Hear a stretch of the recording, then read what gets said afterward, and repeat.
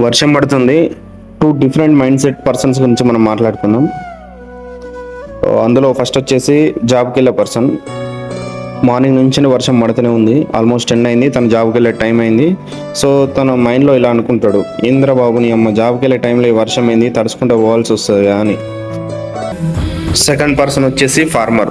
అదే రోజు అదే వర్షానికి తను చాలా హ్యాపీగా ఫీల్ అవుతాడు. కల్లు కల్లు మని సిరిము వల్లే చినుకే చేరగా, చల్లు చల్లు మని పులకింతల్లు పుడమే పాడగా, హరివిల్లు ఎత్తి కరిమబ్బు వానబాణ. మనం వర్షాన్ని వానదేవునితో కంపేర్ చేస్తాం, అయినా వర్షం అందరికీ నచ్చట్లే. అట్ ద సేమ్ టైం మనం కూడా అందరికీ నచ్చాల్సిన అవసరం లేదు. ఇష్టం ఉన్నట్టు మాట్లాడుతారు, లేకపోతే లేదు.